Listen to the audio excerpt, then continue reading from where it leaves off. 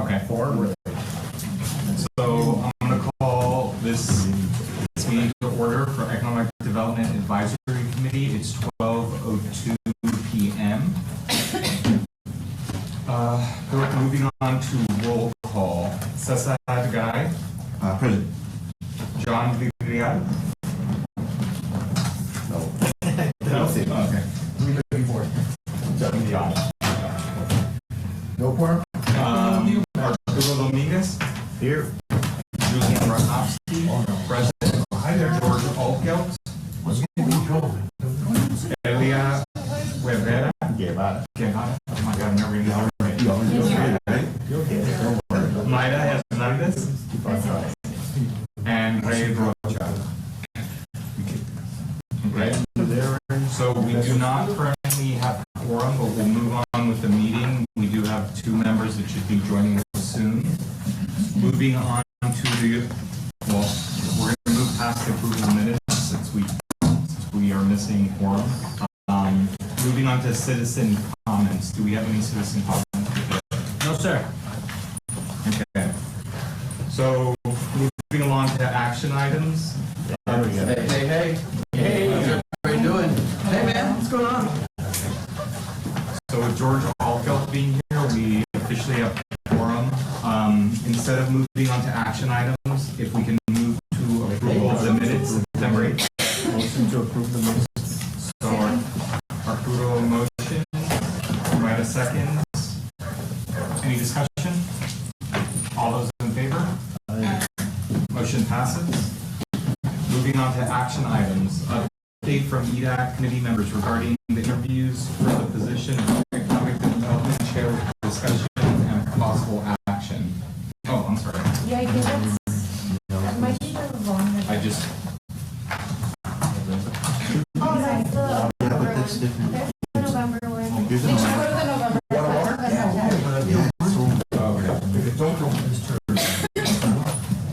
sorry. It's all right.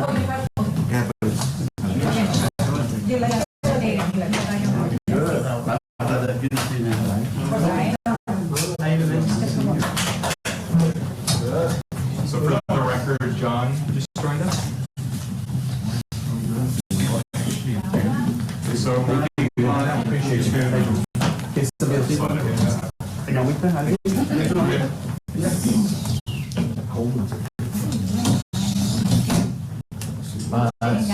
Been in the mountain bike. Yeah. So moving on to action items, economic development activity report by Miriam Castillo. Thank you, Mr. Chairman. We just wanted to very briefly give you an update on some of the items that we've been working. I know there are some items that have been discussed in prior meetings, so we just wanted to keep you informed on how we're moving along. The first item that I wanted to report on was on the NEC guidelines. It is my understanding that the committee at the last meeting gave some recommendations. We presented those to management. The next step will be to check with legal on just a couple of items that we need to review in order for us to move forward as far as the next step. Presenting to council members, and we just want to make sure that we follow the process that we need to follow in that regard. I will open it up for discussion as far as that. Any follow-up? Did legal give any perspective of how much time they need? It's been challenging to have to schedule a meeting with legal and the building department, because as you all know, the building department is the one that oversees this particular program.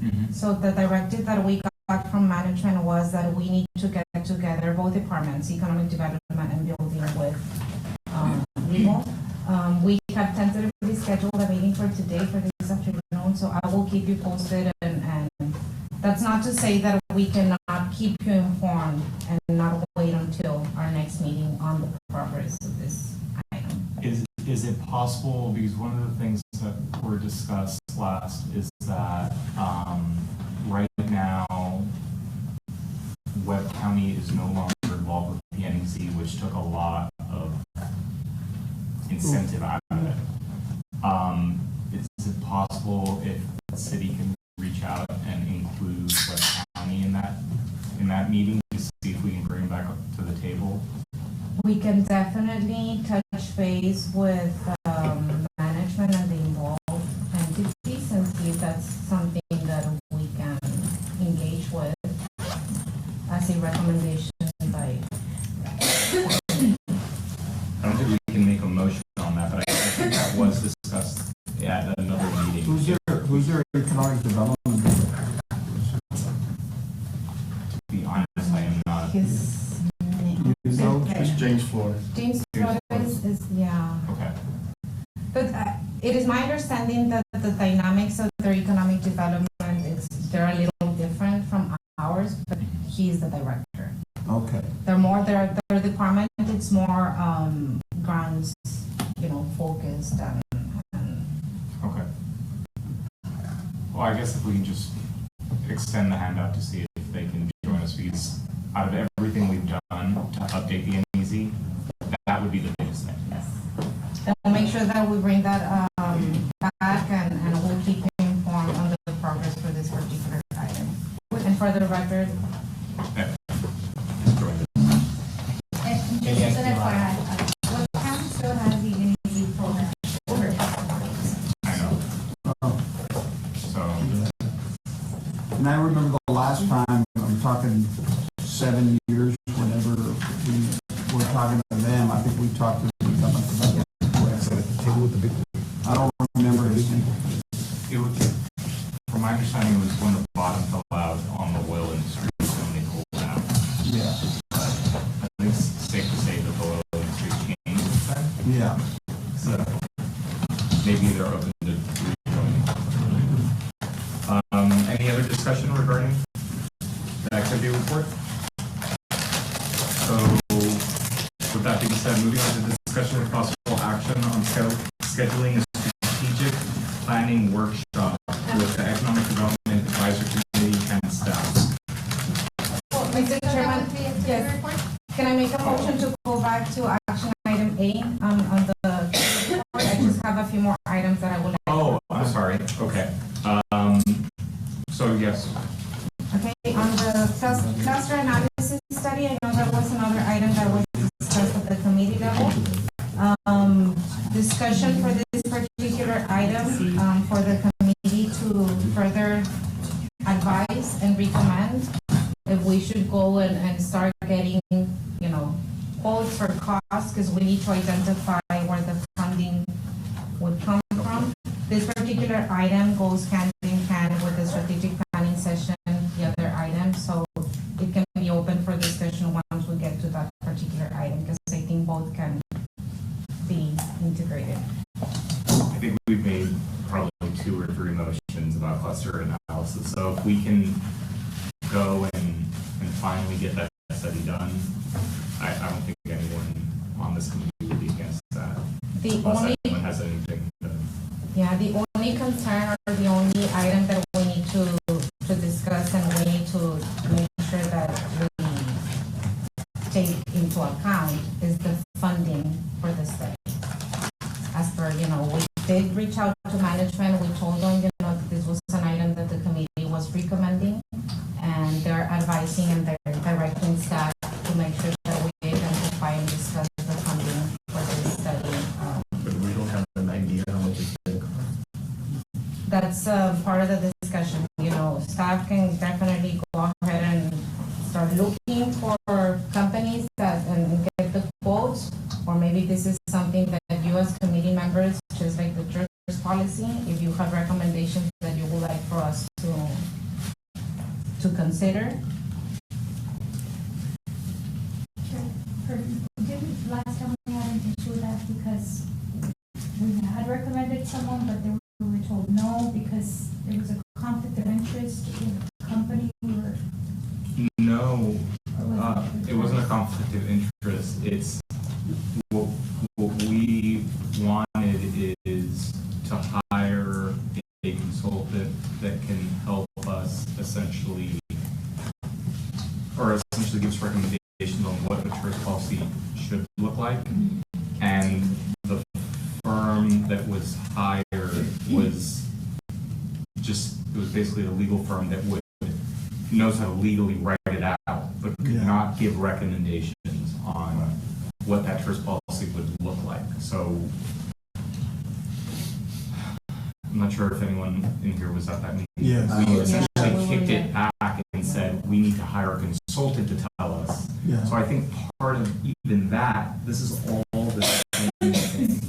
A cluster analysis is going to help us identify what our TERS policy should look like. And if I recall, Rosario was actually sitting there when she was gonna send it back, wasn't she? Or- I think these are two different items, the cluster, although they are related. Related.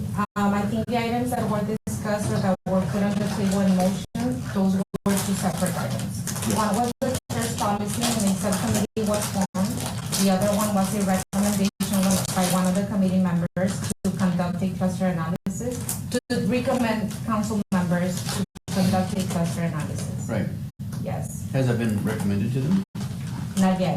The directive that we received from management was that we need to check on the costs associated Yeah, with the but study. management always says that.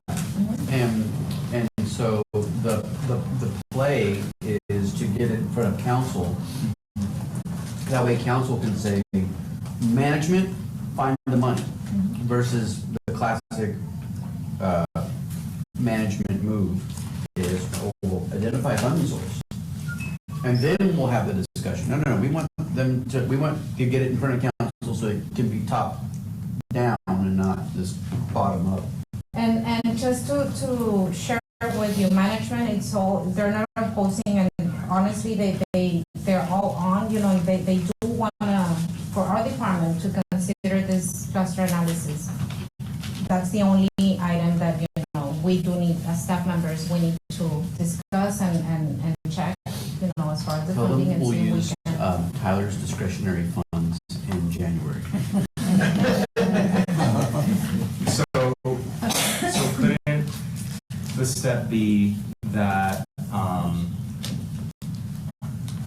economic development department put an item on the agenda to notify council that we'd like to get a cluster analysis done and a TERS policy done, and we will be needing to go to RF, request for qualifications. And But is it a So would that be, economic development department, or could that Could be be. an item But- under committee recommendation? This is an architect. I think it's both. It's essentially So we go with, My recommendation would be that it's added as a committee recommendation and presentation, only because of the procedures of advisory committee members giving directive to staff on conducting and adding items to the agenda. It's like any other advisory committees that the city has, committee members go and present, and We can go, yes. we can go present. yeah, that's how, Yeah, that's not. as long as it makes it to the agenda, we will be there to support and say this is our recommendation as, Y'all make a presentation to council. Yeah. so yes, I think if that's the way we can get it done, we would show up and talk about why these things need to be. So there is a motion to request that the committee members be placed on the agenda for purposes of telling, requesting from council, this analysis and TERS policy be put in the hands of a professional. I don't think we can have a motion. This is economic development activity report. There's no discussion and possible action. Okay, so then you can just float that balloon to the third floor. That's the unofficial. Yeah, motion. Yeah, this is just an activity report on those of the items, some of the items that we have pending. Just as an FYI to the committee, the next city council meeting is the 28th of this month. Mhm. So we want to shoot for that date, if not the first day in December, just to be cognizant of the city council date. And when, the timeline that staff has to put it on for staffing and then to get it on the agenda. I'll be here on the 20th, so I can go to that meeting. Is it possible would be on that next item, or that next meeting? As a presentation by the Economic Development Advisory Committee, yes, we can work on that.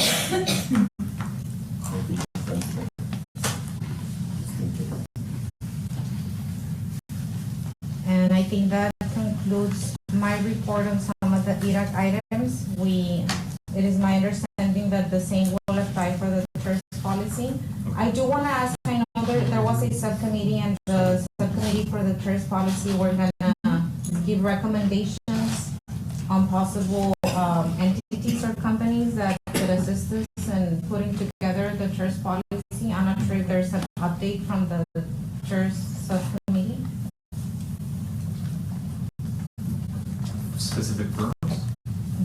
Recommendations? I don't think that was, that wasn't my understanding that we were supposed to give recommendations on firms. I thought they were, once again, going to go RFQ and see who comes in to say, we can do this for you and this is going to be the cost. I think Garner may have some. Yes, we needed the subcommittee to meet to gather qualifications of what they would like to see out of a consultant and what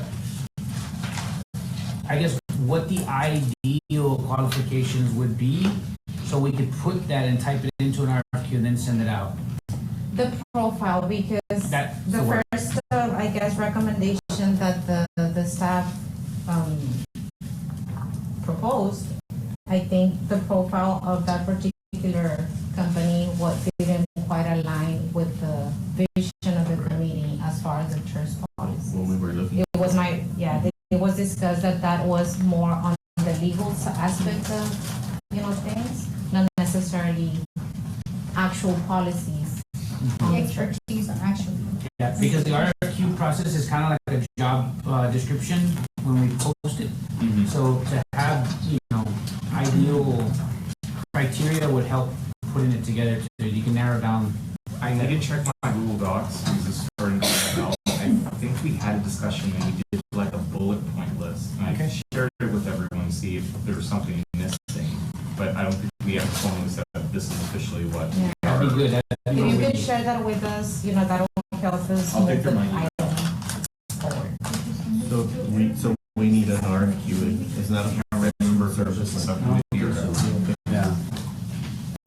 this was a while. Usually This must have professional been services is like, two and a half you know, months for ago. CPA, engineer, architect, lawyer.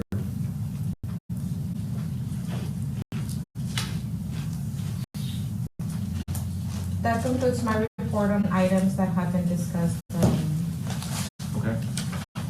So moving on to action item B, discussion with possible action on scheduling a strategic planning workshop with the Economic Development Advisory Committee and staff by Miriam. Yes, Mr. Chairman, one of the items that we would like to recommend to the committee is having a strategic planning session with the committee, with the staff, maybe having an outside entity facilitate the strategic planning session. And it's a multifaceted deal, it has different components. Maybe, and I know there has been discussion as well on revisiting on the Viva Laredo plan, and maybe the updates that are needed for the Viva Laredo. But maybe a strategic planning session can be the first step for us to put all the components together, I think it's very, very important that we as a committee and as a very new department, because we've been in existence for 2 to 3 years, it's important that we engage in those type of discussions. We identify a mission, we identify, what the priorities, will be. Can you just push on, please? Patty, I don't know if you can pull out one. So who would you recommend to facilitate that meeting? So in that regard, I reached out to the Texas Economic Development Council. They are a state agency, and they gave us some recommendations on facilitators that have done this in the past. For economic development? For economic development. There are 3 recommendations that they gave us. All 3 firms are based out of Texas. I can send you their profiles, on what their expertise are, because every agency is different. You know, some are very, very experienced in services, or some others are very experienced in other, facilitating other type of, but I can send you the complete profile for the three entities that they are recommending. And, And have we identified a funding source? as a consultant service, we're able to engage in this type of, Understood. Is yes. there any way to like bootstrap consultant X into helping with all the other stuff that we got going on? I wouldn't be able to answer because that'll be more like the legality side of us, things, but you know, this type of engagement and service we can definitely consider as a consultant. So the idea, and obviously this is just a draft and some of the initial ideas, some of the components that I would very much like for the advisory committee to consider is identifying what the mission statement for our department will be. And that goes along with identifying what our goals are, strategies, the alignment of both. And again, this is not to say that this will replace all of the work and the studies that have been performed with the Viva Laredo plan and all the other studies, but as a component of. And I think we had a very brief conversation, you and I, Julian, on how the importance of having the big picture. You know, what is our big picture as far as where we want this department to go? What are the long-term plans that we need to identify? The third one, it's a particular item that I really wanna share, and I have shared this with staff as well, and we have had discussions on this, on the importance of diversifying our industry, our tax base, and also the investment areas that the department is focusing on. I strongly feel that we need to start identifying what are the opportunities in each of the districts. You know, not every district is created equal. You know, some districts already have enough of XYZ industry. It is my hope that we can engage in conversations and engage council members so that we can learn from their districts and they can learn from economic development as far as what we bring to the table and really identify. And I know all of these items are kind of like all over the place, but all of them are, you know, go hand in hand. You know, this goes hand in hand with the cluster analysis as well. You know, and I just think we're at the right time to make sure that we start paving the road for what's to come for the department and have a solid plan of action. The other thing I would like, if maybe Gene can input is, I know they're also I mean, we're one and the same, you know, so I would like to have maybe some of the people of the Laredo Economic Development Corp. Now, some of us are already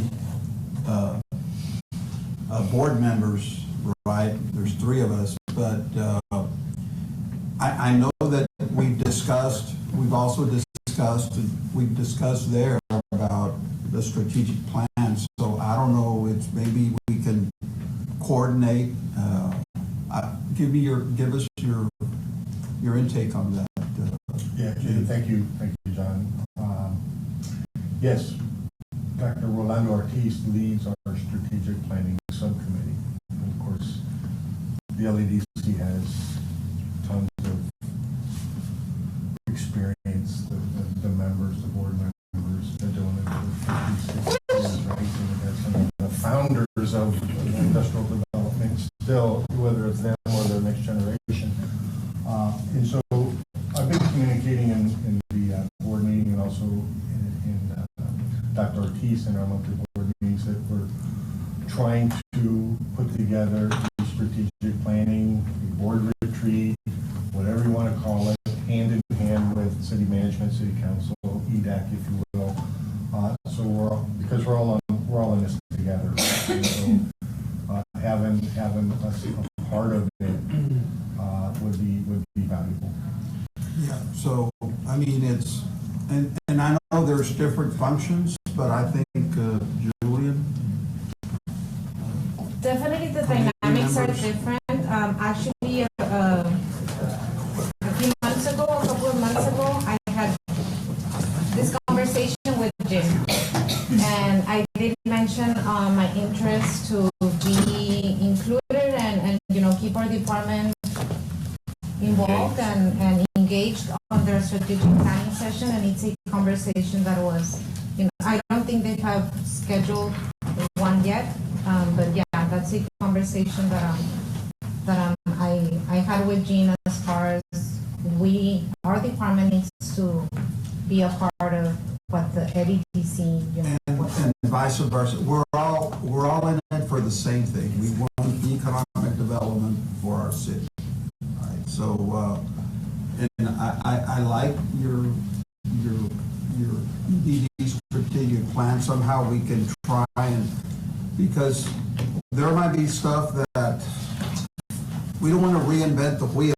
We want to be able to sort of work together and maybe have all these two plans as far as what we have in common that we can incorporate them together. I don't know if there's any comments from any other committee members. I have a question. In other cities, is this traditionally how it's developed? The city has their economic development, the county has their own, and then obviously there's an independent economic development. Is that the norm? I would need to inquire and research and see how other cities, what's the format that they follow. But I guess at this point, the item and the action that can be discussed at the committee level is if, we start considering at least dates and entities that can come and facilitate the strategic planning, the format and all the other components of that particular workshop can be discussed, as we do it in We'll start steps. before Yes, the year's over. yes. And then in there, Chairman, what we can do is also introduce one of the goals can be look for a consultant or expert, TERS, expertise, and then that gives us a pathway and a timeline of the strategic plan, a timeline of when we want to accomplish this, we can still go over percent. And even, the initial conversations that we can have with any prospective third-party facilitator, maybe they will give us feedback on who are the entities that need to be involved for the purposes of having a productive, session once they study how we are formed. This is an advisory committee, this is staff, this is management. Maybe they can give us recommendations on what the format of the workshop should be. I think that's what's going to be key, so my opinion on all this is, I like the idea of having a facilitator from that organization, especially because they're kind of the lead when it comes to all this. I do think it's important to include basically, the private arm, which is Economic Development Corporation. But I like the idea of doing this, and I think a secondary is us as EDAC, and then along next to us, it's EDC, working under those facilitators and having them guide us on what are best practices and big picture action SWOT. Another thing that I really, I would like to hear from the other committee members is I think we've never done this and we need to, I think we need to scorecard ourselves at this point because we have created the economic development plan in Viva Laredo and we've never checked ourselves to it. So it would be really interesting to see from that point to today, what have we accomplished? Because that's what those plans do, is they essentially tell you, these are the things you should be going after. So where are we today? I know San Antonio, in their comprehensive plan, every single year, not just on economic development, on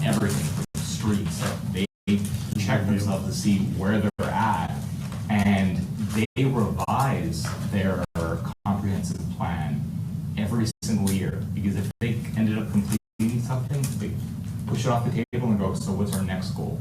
You know, what are we gonna target next? Yeah, we don't have any data. We don't have control of any metric. We don't have metrics.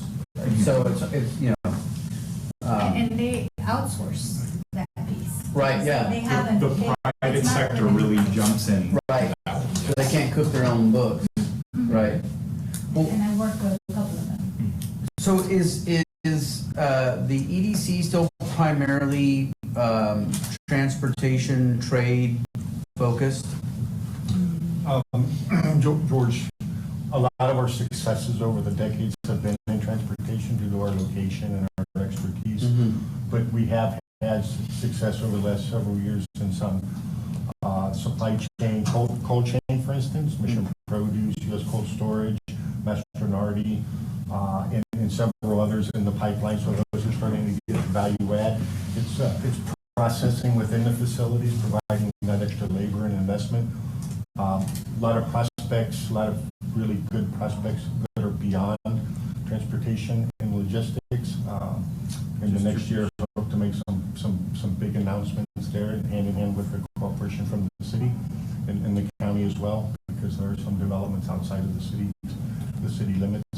So going back to the comp plan, right?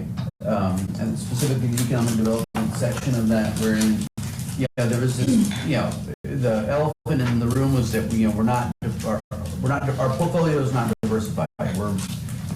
We're pretty good at doing what we do well. We can always do it better, and that's where y'all come in, and y'all have done a great job with regard to that. But as far as the other industries, i.e. specifically the health industries, being a regional healthcare hub, it really, focusing on the clusters that would make our economy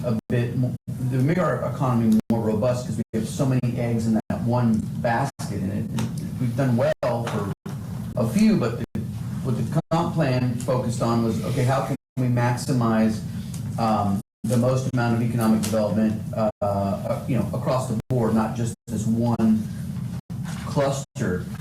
And so I think it's a great idea to combine forces, but we really need to have that diversification component come in. I mean, even just again, our this new coffee shop downtown, this new Thai restaurant, and you think, oh, okay, well, it's just a small piece of the puzzle in comparison to, say, the big produce, cold storage, whatever. But there's a lot of jobs in sales tax that come out of that, and look at the nightmares those people live through in bringing their businesses online. Like, there's economic development is not just the Amazons and the Teslas of the world. It very much is small businesses. That's the backbone of the U.S. economy, is small businesses. And if I may add, and yes, economic development, it's a whole, it's quality of life, and it's small businesses, and it's downtown, which has been, also very heavily discussed in the past. And our department has been getting, engagements with different, programs and projects, and it's a work in progress. But I completely agree with you. And it's also inner city, because so much of our poverty is in the inner city, and so that mom and pop salon or mom and pop graspa truck or whatever. I mean, all of that.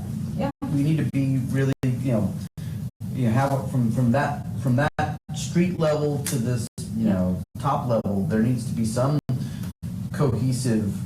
Right, and if you look at like Mile 1, I think Mile 1, Julian, you're very well aware of it, Gene, and they've been very successful, and that's what it's, right. That's what that, and How do we take that Right. show and what's that now? They're completely filled.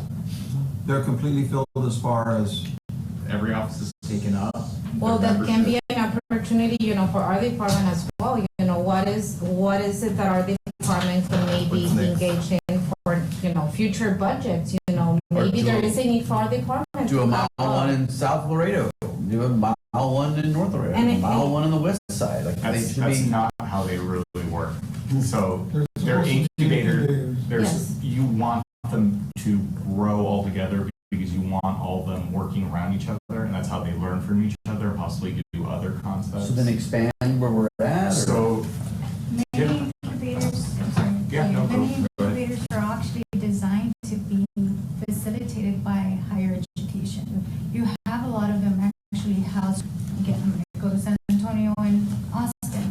Their incubators are not a subset external factor. They're actually in higher education because you want to merge your future workforce, which is your students, with your entrepreneurship concepts. And so I think here, and I'm reading again the economic plan that we have, and one of them is obviously the merging of our nonprofit, for-profit, private sector with higher education. We don't have a hub at LC, we don't have a hub at. And I think the strategic planning can lead to that, what are the opportunities as far as collaborative programs or collaborative initiatives that, Laredo already needs, if Mile One is already at full capacity, is that an opportunity, for, that we need to start tapping into, and the truth of, the reality is warehousing, transportation, incentive applications are not gonna stop coming because that's the nature of our geographical location. But why are we that's not to incentivizing say- something that we already do really well at? Like, for example, the warehousing. We should be the incentivizing the things that we The don't. trade part, the distribution part has grown a lot, like the avocados that we didn't have before. It's just for them having more conversation between them to put like 2 or 3 pallets in one truck and try to get all of them together and send it to a store. But that I think that's more knowledge between them and knowledge sharing. But the one that we haven't tapped to is the medical. I think Yeah, it's here, and we and- haven't tapped into it. And I think we need somebody from the medical to see where they're at and how can we help. And what to do we add need to that particular point, just and I say it because of the possibilities that are, that our department and the opportunities that are there as well.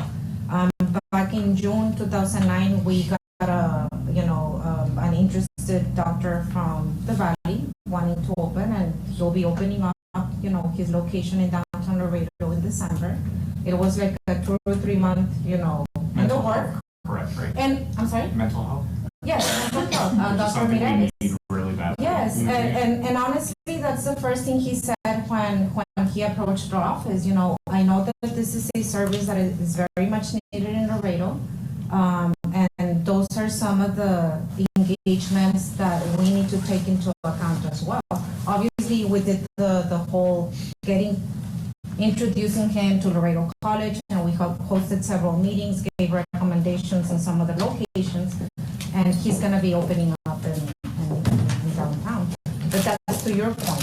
I think a strategic, session or planning and analysis, and I know it's already here. I'm not saying let's reinvent It's the too wheel. broad. This is too broad. Yeah. But we Needs to need, be specific, Yeah, but, focused. and that, these comprehensive plans, they, like Julian said, they gotta be dynamic. It's not Right. something you they're get not and- static. Right. Right, we gotta be working with. By the way, on the healthcare in June, here, it was announced that Clear Choice, they're looking at maybe building a hospital of like 100,000 or more square feet. Yep. I know there's another group that's got an urgent care that they're looking at another 100,000 square feet. So there is some movement in the healthcare. But we do need a lot more doctors, and it goes back to the quality of life, so it goes hand in hand. That's We the need more biggest. doctors, but we don't have any institution, higher education institution, medical school.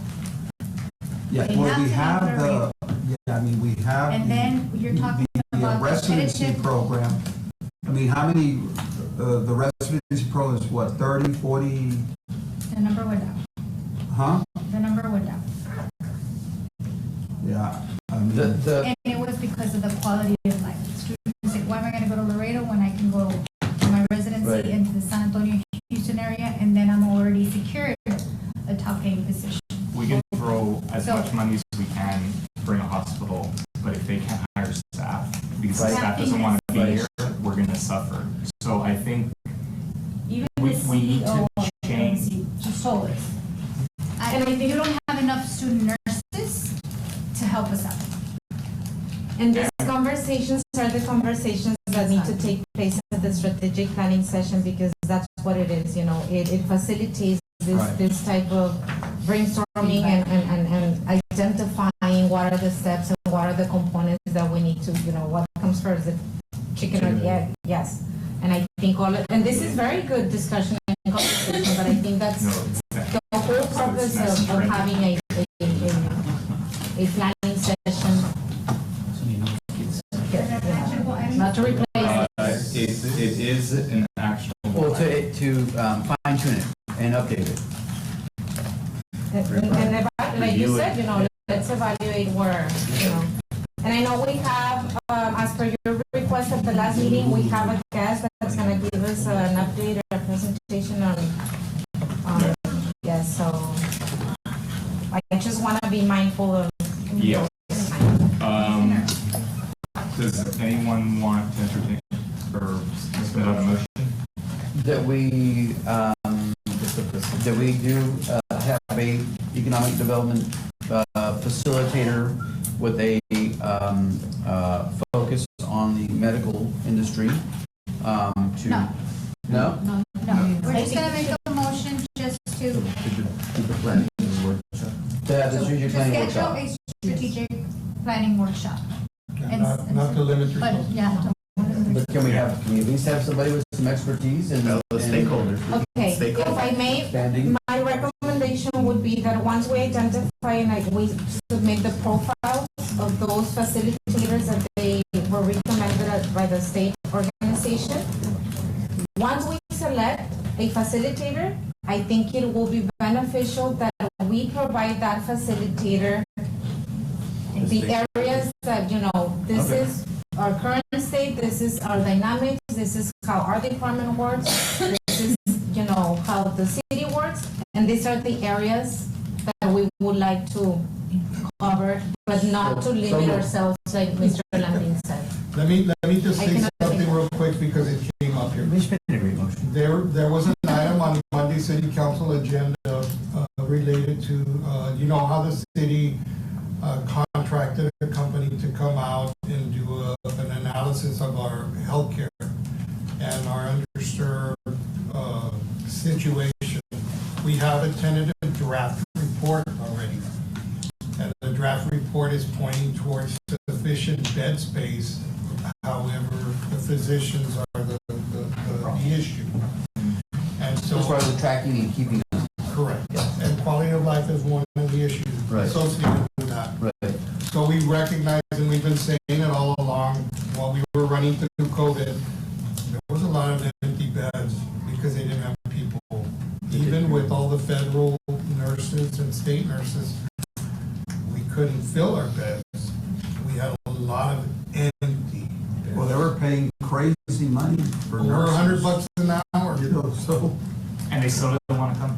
No, because, well, it was but not only here, nationwide. but everywhere else. So, It's a demand. A lot of our local nurses without getting too far away from where you're going to the next item, I just wanted to tell you that let's get that report, and we'll get it in January, and I'm gonna make sure that you see it. So we'll present it here so that you know what our community has in front of it. And at the same time, the strategic planning to help us, I can tell you that both hospitals are looking at trying to bring in physicians, and there is a resistance from the medical community to allow certain specialties to even come here. And so ultimately, there's that pushback that's occurring within the medical community. And that's already been told to our health health director. I have had no interaction with that firm. The health director has it, he's given staff, management, some little snippets of what we're gonna see that consultant is talking about. So we're staying out management until this gets finalized, and then we're gonna see it, because when you start seeing some of this stuff coming together, there's obviously gonna be some people that will not agree with it and try to debate it, but it's not a debate, it's a study, you know? So we're gonna present that to you so you know what's going on. Because there's a lot going on in the medical community. A lot of it we don't see. Yeah, very, very territorial. So you need to bring it in and see what's why or Well, you have to remember, constituents.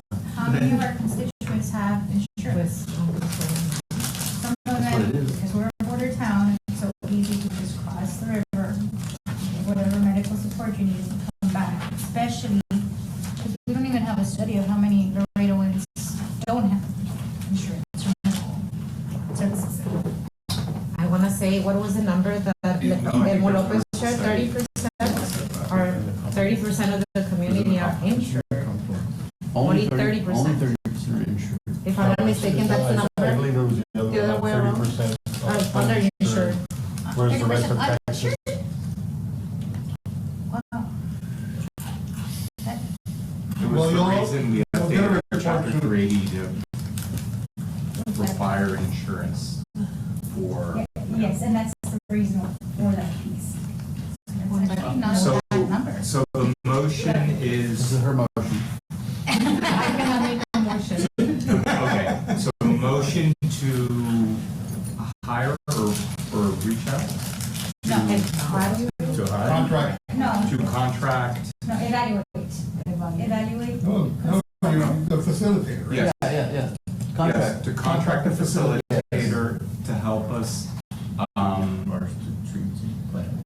to help on our strategic plan, or To help facilitate. help facilitate our strategic plan. Yeah. Second. Third. Any discussion? All those in favor? To help facilitate the strategic planning session. It'll be a repeat. So moving to discussion with possible action on the adoption of the 2022-2023 meeting schedule. Mr. Chairman, if you go to tab number 3, that's the proposed meeting schedule. And it's pretty much following the same schedule that we did for. I know that the city, y'all travel, is it in March, just to be sure that, you know, I know a couple of years back, there was a conflict, so I don't know where that is. I think there will be conflicts as we move, forward. I would like for the committee to consider adopting this, discussing it, and if you will adopt this schedule, and we'll just, tab number 3. It sounds like the first And the numbers, but not the tab itself, the number, tab that it has the number 3. March 9th, I don't know if y'all are gonna be, and then you've got spring break. We don't have any dates yet for the legislative trip to Washington in March. We only have February for Austin, March not yet. For DC. But normally it's like the week before spring We break. can amend it at the next. Usually It is can the be week. flexible, just so you can put it in your calendar. Yeah. This is normally what it would be, the second Yeah, Thursday but at you're right, 12. the week before spring break. So that's your kind of, So I motion to approve the meeting schedule. second. Discussion? All those in favor? Motion carries. Moving to item D, action item D, presentation and update on recode by Laredo Planning and Zoning Department. Orlando? Yeah, thank you for having me, Orlando Navarro, Planning Director. By the way, that schedule needs to be 2023. 22. All right, we'll update it. Oh, Okay. yeah. Thank you for the observation. There was some purpose to see if you were reading. So you were really paying attention. They're on their toes, man. Thank you for having me. And just to let you know, we're trying to make an effort to be at these meetings, the planning department, as much as possible. They're tied in. We have a historic meeting that goes on at the same time, so we're going to try to make sure we have a staff member, myself, somebody here, so we can take in some of the information, because some of the information that you're talking about reviewing at this time. I'd like to welcome my Assistant Director, Vanessa Guerra, who's here with me, who's also been working real close with Recode. So for those of you that, is everybody familiar of Recode here? So we've been dealing with Recode since I got on board, and one of the things that we had not done was communicate with the community. So we had 3 sessions at the library to get feedback from the community on certain ordinance issues that came up. So we had a lot of engineers, a lot of developers there. We were able to take that information. There's been 3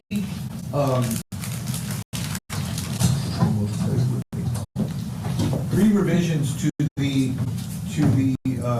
recode. And so we've had 3 revisions. We've also had a change of employment at Able City. So we lost our contact, who was the daily guy that was doing the grind of putting all this together. He left Able City. So Mario Peña has stepped in, and he's now taken over, and he's been coming to town to our office. One of the areas right now that we're working on, and it's really the hardest part, is working with each department. Planning has done their part to go over the review of the planning information, but building has been interviewed already to discuss their issues with either their issues with Recode or the changes they would like to see in Recode. So they're talking to Mario with that. We do have a spreadsheet where they're putting that information. We have an attorney by the name of Mark White who reviews those comments, and then he puts it into the Recode document where it belongs. Fire had a meeting day before yesterday with Recode to go over the items they would like to see changed, and then review the changes that are in there. We're having to get the departments in, because there's not just one person. It's not like you can just talk to the director and he has all the answers. It has to be the whole staff in that department to review this and then come up with the changes they would like to see. So the process is still going. Mario's done a great job of coming to Laredo. He lives in San Antonio. He's driving down to Laredo. He's visiting with the directors. He's speaking to each one individually, so that we can really move this along, because I think during COVID and times like that, it kind of slowed down. We're trying to pick up the pace. We're calling the directors to get their comments in quickly, because we want to try to have something by middle of next year. But in order to do that, the directors really need to push it a little bit more. One of the areas of concern in the planning department. It has to be me.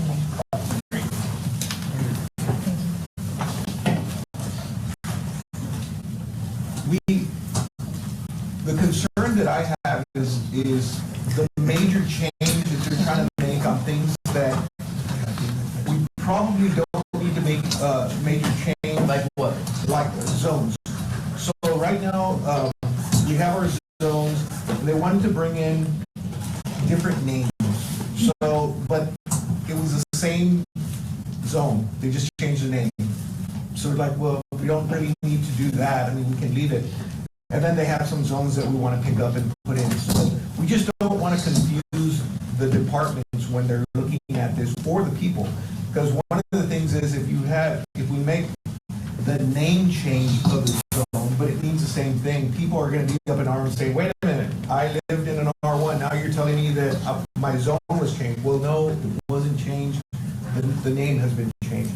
So we're concerned with little things like that. It might not be a big issue, but it's just could confuse people. We're really looking at trying to expand the ordinances that would create density, walkability, like we talked about in the comprehensive plan. We're trying to expand on those areas. We don't want to get caught up in something that it's not really making the big change. The big change is with everything else when it comes to how we would like to create some more density. And that's what we're trying to bring. Residential. Residential. Multi-use. A lot of multi-use. Yeah. And what we're also having to deal with, the issue that some people, are not too interested in the density, the multi-use. You know? Well, mostly the development community. Not necessarily. We had, for example, a daycare center, a children's daycare center that was coming in on Arkansas Street, and we had so much pushback from the neighborhood. And, you know, these are the kind of facilities that we want to incorporate into the neighborhood so that the parents have a place to leave their kids within the neighborhood. We got a huge pushback on that. And I'm like, Why, can I add something to why? Because I see it in San Antonio too. Schools, daycares, what freaks out those neighbors is the lines. the traffic. Absolutely. Because I'm telling you right now, if there was a coffee shop trying to open up into a neighborhood, I don't think we would have had any pushback on something like that. Well, Santa Maria, there used to be a grocery store restaurant there, closed down. A guy came in, he wants to put it back. So we're encouraging that because that used to be there. People used to walk to get their groceries there. We're doing things like that. We're getting a little bit more aggressive with. Are you getting pushback on that? They're concerned with that. Yeah, they're concerned with that because of the no parking. Everything seems to be pushing back to the no parking, and we're trying to explain that by adding these kind of components to the neighborhood, it'll create walkability. And you don't have to jump in your car and go someplace, you know, so little things like that. But Mario's done a great job of bringing those items to the table and talking to directors that might not get it. Mario's well versed in this, and so he's done a great job of explaining what we're trying to do. You know, I come from the development world, but I do get it, you know, and to me it makes sense, but I can see where the pushback is because it's never been in Laredo, you know, frankly. Yeah, so like if you look at what you want it to be like the Pearl District in San Antonio, is that what y'all envision for downtown, or what do y'all envision?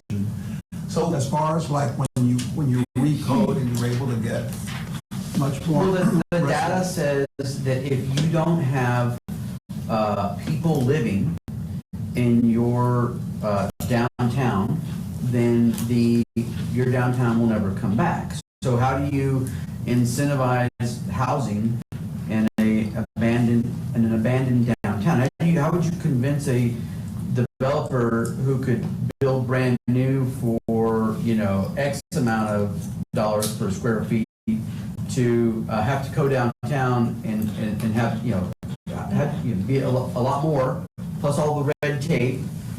And so what, you know, I think part of, from what I recall when I was on council, part of the thrust of Recode was how can we, you know, simplify the red tape and incentivize growth in inner cities and downtowns, because there is, you know, that's where your bang, if you're looking at the Minicozy model, your bang for the buck is in vertical.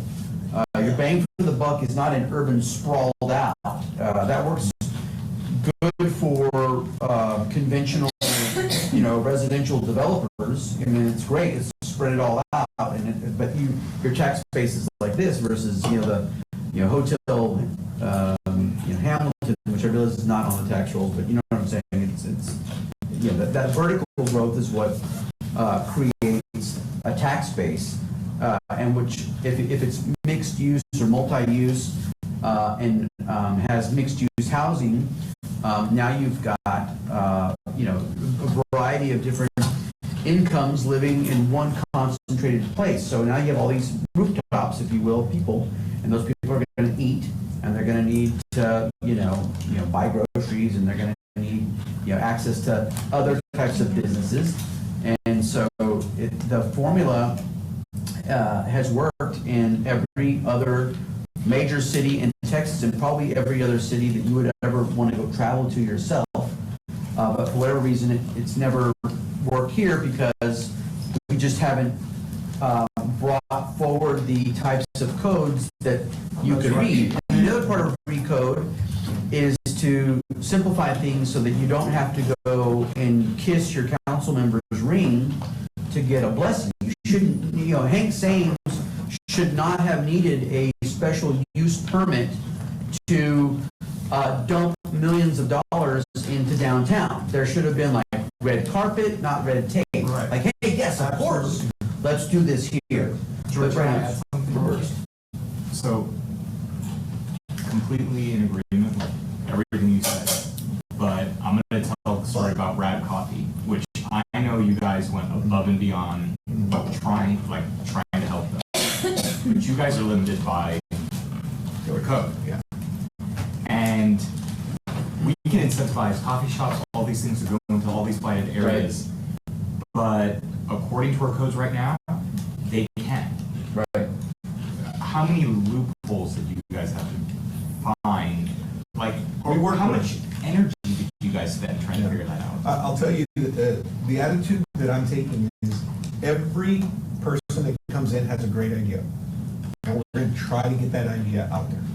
So if they come in, I don't care what it is, let's try to get it there. And sometimes staff gets on me because I'm trying to get through okay, well, they can't go this route, how can they get there? But let's get there, let's get in there. So we had some issues with parking, signage, that kind of stuff, but we were able to get through that and get them open. But we're not turning people away by no means. They are investing, we're trying to get them in. Recode's gonna help that, but we're not waiting for Recode. We're pushing, to get them in there somehow. But so my question to you is Recode taking that into account? Because that's just one person. Absolutely. And because I was talking to them constantly while they were going through this process, and they were telling me the amount of people they had to go through and talk to. And all I'm thinking on the city side, I'm just like, oh my God, the resources that you guys are having to spend because our codes are so broken when it comes to uses like this. The downtown or the inner city is not going to come back if you have 15 or 20 of those people while trying to do that, and you guys are overwhelmed. So we need to make sure the code is updated so that it takes that into account. So you guys don't have to spend 4, 5 months. Yeah. Okay, I'm gonna jump in here as a fire chief. All right? Sprinklers, there we go. Or in cold water. Let me tell you that in all the time that I was chief, I hear what you're saying. I talked to him about it as well as when he was on council, we had conversations. Everybody seems to point at these codes, and everybody keeps saying the fire code, the building code. San Antonio's adopted the same family of codes as Laredo, Texas. Ultimately, Austin is the same way. They adopt the same family of codes, the international codes, the International Electrical Code, the Building Code, International Fire Code, and as a matter of fact, some of those cities are at the 2021 edition, and we're gotten another code, because they're updated every 3 years. The codes that we're operating under, the family of codes, the international code, been adopted nationwide in a lot of the bigger cities. So when we turn around and say that the codes are slowing down the development, there are things within the codes that we can do. For example, a sprinkler system in most instances is required to have metal piping throughout the branch lines and the mains and all of that. Even when they were expanding and developing the Hamilton for elderly housing, that came across my desk. I was the acting fire marshal at the time when that came through. And I allowed PVC, brought the cost down significantly. The R13 versus the R13A versus R13, which means the difference between the product that's used to build it. And my argument when I went up against them was, get a foam coffee cup, like that one right there, in the corner, the white one, fill it with water and light a lighter underneath it.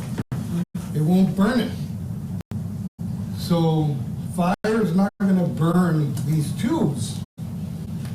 So I said, you're gonna put them in and it's gonna cut the cost, the time and everything. And we did that. Those are discretionary things within those codes that a person So we looking just- at it. are we just I think we're interpreting- just talking about it, We're not but we don't have the customers coming and knocking the doors. We don't turn and discourage them. When they come to us, we help them find a solution. And some of those are not even within, it's just been a talking point that everybody says, oh, it's a fire code. Oh, it's a firefighter, Hank Sims. He was telling Tito Garcia that called me about, hey, what the hell are y'all doing? You're stopping the Siete Banderas. Yeah, he had to install this giant hood and this suppression system and, you It know, it's wasn't like, that, it was the pump that was because the city didn't have. requisite water But pressure. the code says if the city doesn't have the correct water pressure, then you can downgrade the system, and the fire department didn't allow them to do that, and we put in a pump. That's To where. increase the pressure. To increase the pressure within the building. There are provisions there, well, what Hank was saying was that the inspectors showing up are giving me a hard time. And so I'm getting this phone call, why are your guys giving them a hard time? My guys haven't even gone. Everybody blamed it on the fire department. The fire department hadn't even gone. They hadn't even met the building code before it was handed over to us at the very end. But what happened with Coda Tire? Didn't they have like a giant, like, I can speak on a project that I did. We had an issue, so he is right.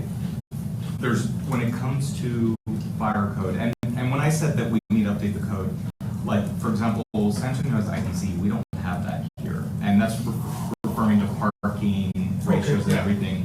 So that's something we can do that we don't have that would solve, I would say, 90% of what happened with them, with their cafe. But pertaining to the fire code, there is interpretation. There's like, basically, typically the baseline, but it's of the discretion of the fire department to come in and say, you know what, but because of this, we're pushing you further. They surprise people though.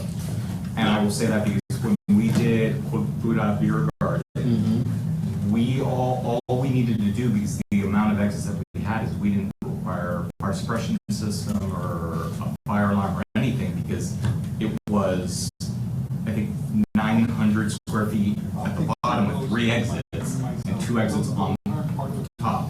And while we were doing the development, suddenly the fire department showed up and said, you know what, we're going to require a fire alarm system midway through the development. problem is the interpretation of the code, and when it's done, that is something that I think you missed. Talk to about business, so why do we have to? So we had a project A lot for the with our fire department where we had Yeah. no requirements for fire suppression systems or having a fire alarm or anything else. All we needed to do is yes, the visuals, because we had so many exits for little small footprints. And the fire inspector came over and midway through the project just goes, you know what, I'm gonna require a fire alarm that has to be directly like linked to the fire. Yeah, monitor systems. In the middle of the project, after we had a signed lease, after everyone was, you know, Did you, our projections were already in, we were already building it. We were obligated to provide the certain rent to that tenant, and then suddenly we had an additional $3,500 cost. Just so what was thrown- the end result of that?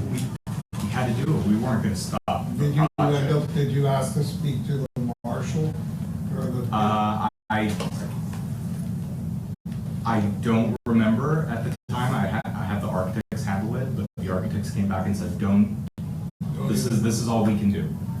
There's someone coming back with this. That building is Don't made out stop of the like project. steel and brick. No, it's a wood structure building, but it's tiny, and we had Enough exits.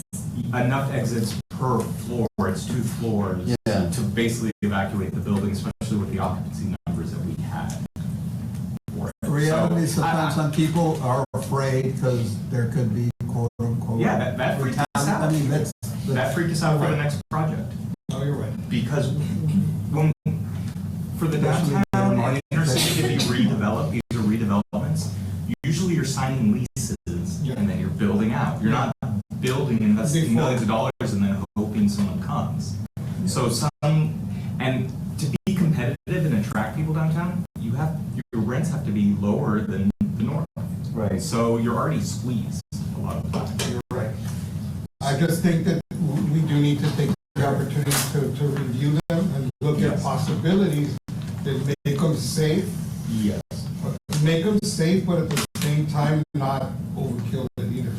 Because any insurance broker will tell you this, an empty building is more of a fire hazard than a building with someone occupying it. Because at the end of the day, someone can scream fire versus an empty building. That's Well, how we lost that building over there that was pretty much empty, right? we lost a warehouse off of the railroad tracks. Yeah, there. Somebody needs to start it. Yeah, there was a torch there more than likely. But I'm saying that the building, we had a historic building downtown that was burned a couple of years ago Insurance, by vagrants, because it was empty. yeah. Yeah. Insurance for an empty building is more than a building with a tenant and without a fire suppression system. Okay. It's more expensive for an empty building. So, yeah, sorry. Can we move forward? with For the the interest of time, Yeah. it's, Yeah. Has- The update And I'm hungry.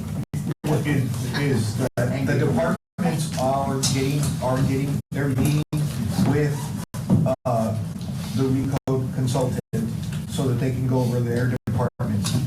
We're now getting into that. So like I said, building and fire have already gone first. They talked to them, engineering is next.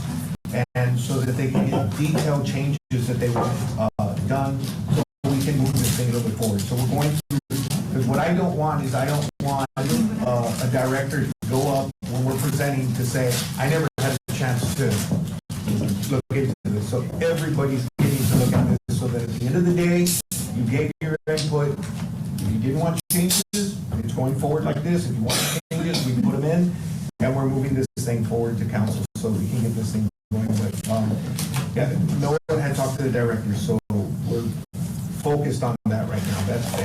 That's a big deal. I know it doesn't sound like a lot, but it is a lot. So, if I may, I just want to congratulate Gene on the LEDC Boots and Bling. That was a knock it out of the park, so that was awesome. And I saw some of you there, so, congratulations. It's an important part of recognizing companies, organizations, families that had gone above and beyond. It's a part of business retention and expansion, and so. So what's the next step for you all? What, you know, what are y'all, what's next on Recode? So, like I said, right now, the departments give their comments, the legal department reviews those comments, they put them in to the Recode document. It gets updated on our website. If you want, you to go to our website, if you go to projects, and you go to Recode, it'll have the, what was there? When you scroll down, it has all the different parts to Recode. Keep on going down.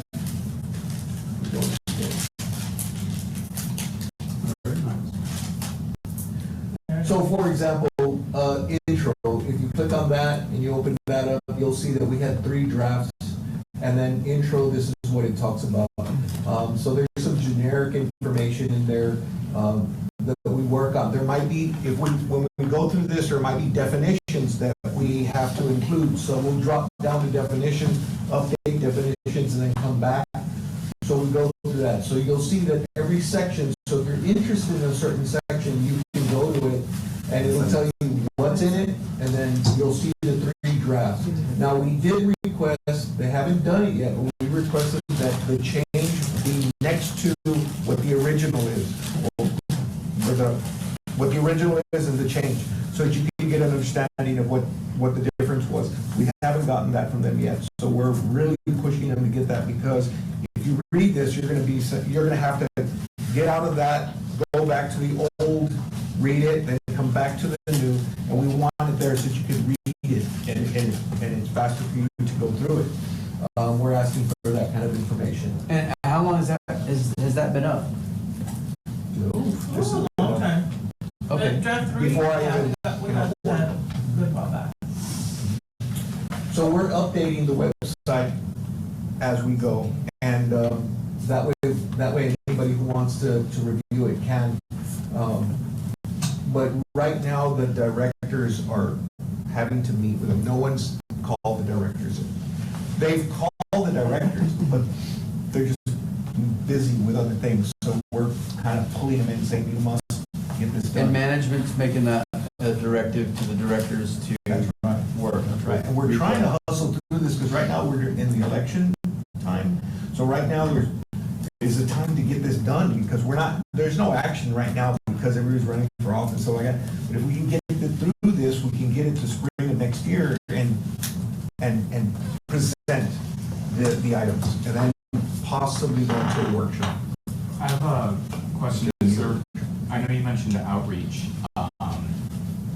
When the comprehensive plan was done, there was a lot of examples of what Laredo currently looks like and what it could look like with the updating of codes.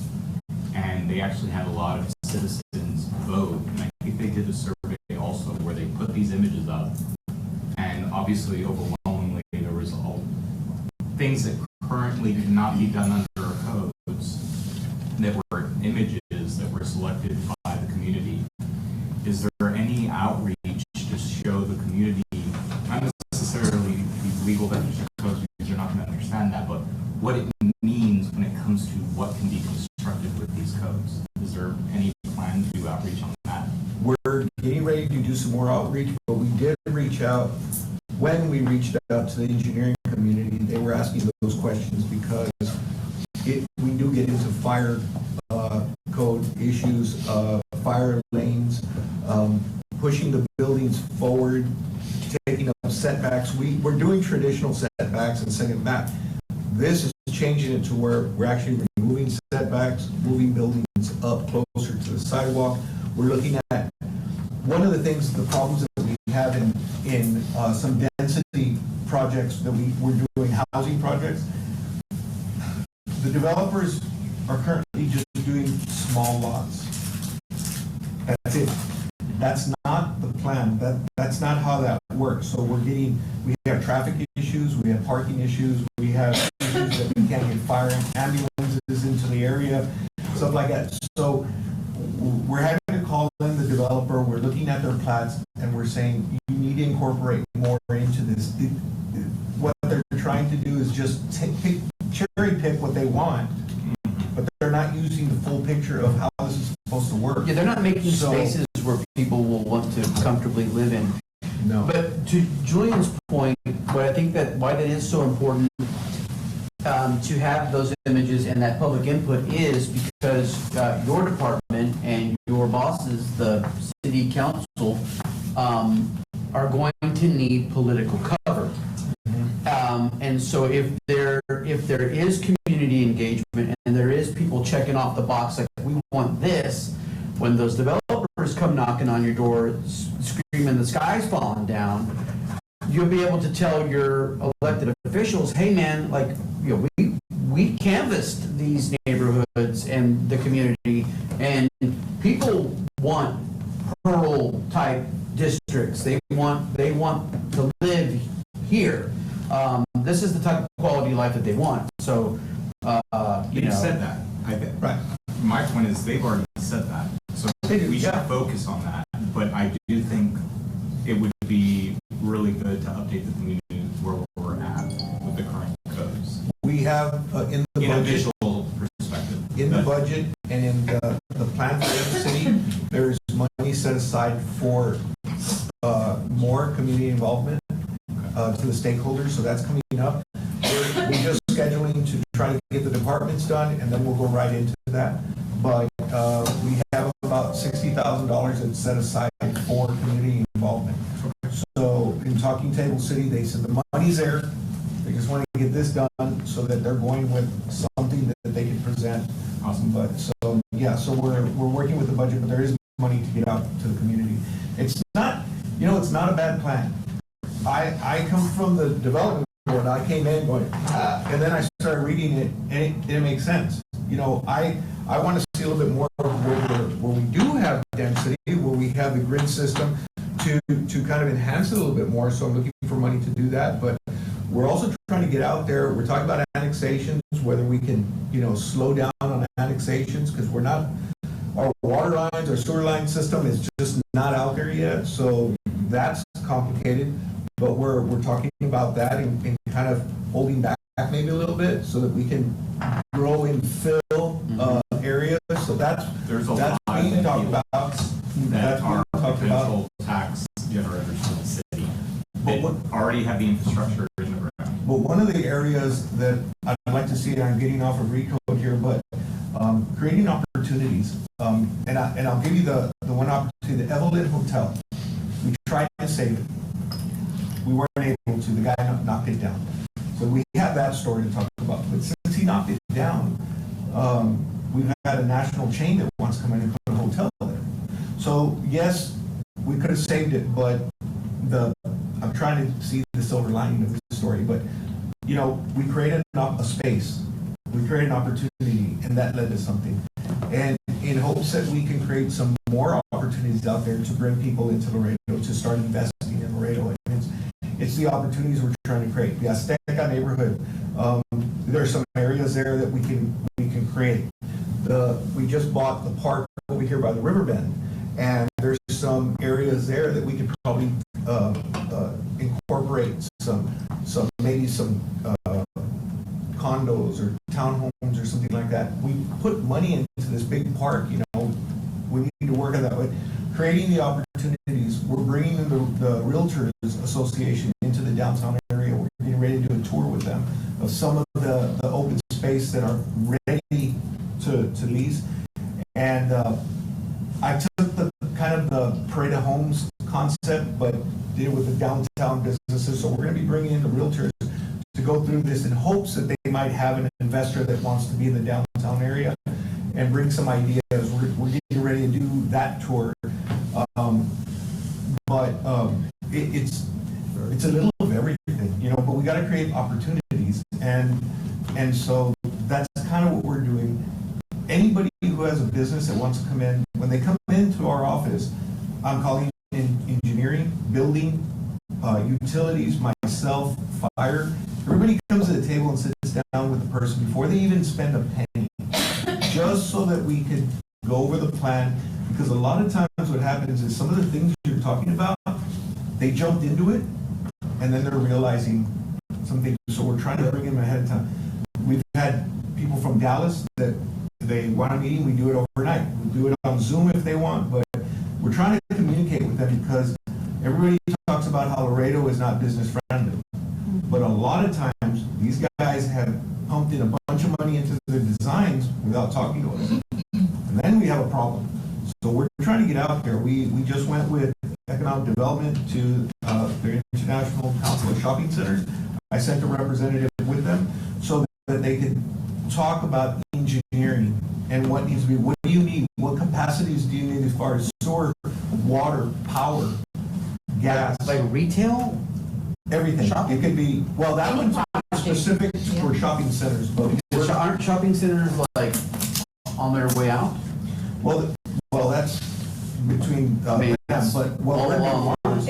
It was just a conference that we attended to promote Laredo in conjunction with the EDC. And he's just giving that example as, how staff members need to We're going out there trying to be talk to them. exposed. What do you want to do? Develop. What is it that you're trying to bring to Laredo? And do we have those services? Because a lot of times, that's way out there where they haven't spent any money yet, but they're interested in Laredo, so we're trying to bring them this way. But we're doing it out in front so that we don't have these battles with them when they come in and they've already spent $300,000 on their plans. And then here we are telling them, oh no, you're going to scrap that and start again. And then they're like, oh, Laredo, that's ridiculous. So we're bringing them in, but Well, I think on the small business community, my whole point was just that to the mom and pops trying to open in buildings that are already built, our codes are not allowing that. And I'll once again commend how much effort you guys have put into that, but I think we need our codes updated so that does not. Yeah, you shouldn't have to do gymnastics to be able to. Well, it's not just time is money for these small businesses. And It's but time like, is leases. in and their then- defense, they're starting out their first business. They don't know. So we take them by the hand. Max over here at the Thai restaurant, they were in our office every day just because they were nervous, because this is their life. This is it. They're putting everything into this. So we walked them through the process, Yeah. and they coming by the office and what do we do next and how do we do this and How many months did it take them to? Well, I They were in guess the CBD, right? So Yeah, so it there wasn't were that a bad. lot of things were already waived. The problem is if you're not in the CBD in the inner city, you're basically meeting the same type of codes for huge, 70 style developments where you have seasonal parking and all these things. Even though it's literally impossible to do that in the inner city. So what we've done, because there was a bookstore, and it closed before I came on board. So Phoenix Bookstore. Phoenix Bookstore. They had a hard time, Yeah. and they ended up closing down, whatever. So what we've done is in the historic district, the RO used to require parking. And we all know that in the older part of town, parking is really difficult to do. So we've since then removed that. So there is no parking requirement on RO. And the reason we did that was because the neighbors didn't like the zone change to CBD. So they were fighting that. So what we did was we took the parking away from the RO in the historic districts only. And then if they want to put a business, they can get a conditional use permit. But it allows them to put the business, and that's what Radical had a problem with because of the parking. Everybody wanted to put a bunch of parking, but the point of this was to be a neighborhood place where you could walk to it. And so we removed that so that he can get open. So I think it's working, he's trying his best, but things like that don't come up until you get somebody who's investing. And so we saw that was an issue, so we removed that because that would stop just about anybody coming. But It stops- CUPs aren't good either. Yeah. Like I can tell you right now, when I'm working with clients and I'm doing stuff on my own, we are looking at their plan, their zones, and what it allows. if it's not fitting within that, we're not assuming, it takes, There's too much risk. there's too much risk in knowing I'm gonna have to ask the city for permission. When we know as a city, for most of these CUPs that we give in these areas, like, we love these ideas. Then let's just make sure that the zoning that exists is something that can go after and contain. Absolutely. Problem is that you get neighbors that get irate because, what do you mean, you're gonna change the zone and all this? So we have that compromising thing for a council person to be able to put conditions to let the business open, but protects them from just letting this be a complete zone change where then there's no way of going back and controlling any of that. So People it's got aren't going to want to positive spend and money to fix the building, to turn it into something, to lose that tenant, and then wonder if they'll then be able to put another tenant in there because they have to go back. Because, correct me if I'm wrong, CUPs are for that particular tenant. And then once that tenant's gone and the use goes away, you have to come back for it. Well, it's supposed to be to the property. Okay? It's supposed to be to the property. But that's, Forever. Yeah. Like, for the life of the property. Even if it's vacant for, let's say, a year and they have well, to it come goes back. away. There's an expiration on it, you know, and then So they it's have to come not, back in and apply. so it's not permanent. That's the concern. But you know, I think we're dealing with development issues and tenant issues are kind of two different things, but, Well, no, but the tenant issue is where you create your pro forma to justify whether or not it's worth going into a particular neck of the woods and sinking all this money into it. And so if there's a conditional use permit that you have to apply for, or that expires or whatever, there's added risk, because now you have to go genuflect and kiss a ring and hope that the political winds are blowing in your favor. And so the original concept with Recode was to have it just to, get rid of that so that you didn't have to go through all of those hurdles, and so that inner city, downtown, the rest of the city, permit application coding would be uniform, consistent with the way it is in other cities, since we're still using this kind of very antiquated form of. And most zoning concerns, especially in the inner city when it comes to CBD, I can tell you because I hear from them all the time, they're always afraid that if that's given, then it's going to become a nightclub or a bar. that's So all. if they're we really- had Yeah. zones that would, specifically that are more limiting to those type of uses, but reduce the parking, you don't have to go the CUP route. So that, We reduced the parking, so we're going that route. What you're Yes. talking about, we're going that route. Yeah, we're not holding firm on you must. We're looking for, but to correct me open if the door I'm wrong, for these. an RO can allow restaurant, but for example, if someone wanted to open up a little boutique, it wouldn't fit in an RO. Because I had an issue, so that RO is only really for like restaurants and office uses. So in these areas around the downtown, it would still have to go to see conditional use permit route. So we just need to make sure in the recode that we have some new zonings that don't freak out the neighborhood, Well, I know, but still allow mixed use style permanently once they get the zoning, not, conditionally, because then you're gonna have a lot of investors not wanting to make the investment. It's too risky. So that's coming, but just to let you know, we don't turn away everybody, and we definitely like every idea, and we try real hard to get them through, because we know the investment is good for Laredo, and it's good, to try to do this, so we're trying real hard to work with them, and that goes for the other parts of the city. We're working with East Laredo, we're working in South Laredo. Of course, we're working at Mines Road with all the traffic that's out there. That's like a big priority. in the area. Lucky we got some money for that, so. But anyway, that's, I would like to know if you would like, we can have Able City come in and do a presentation, and that's, if you would like. But is there a specific area that you would like to get into?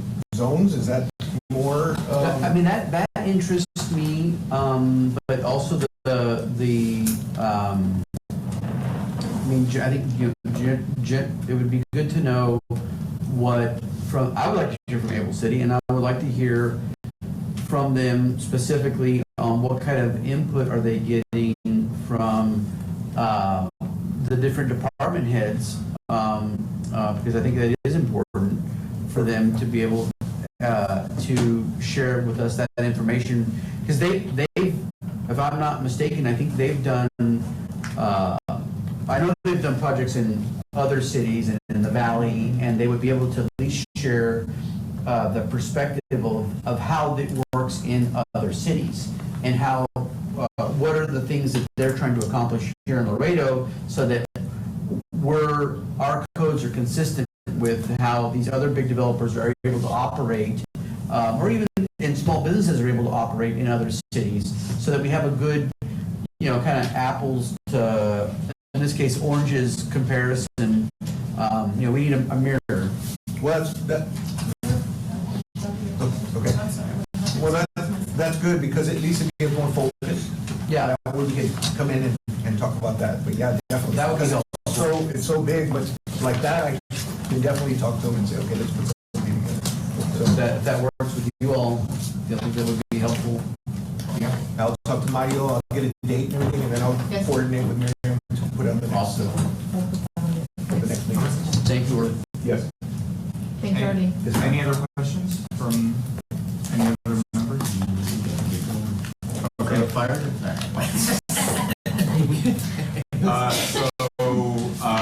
Move to adjourn? Motion. Second. All in favor? All right.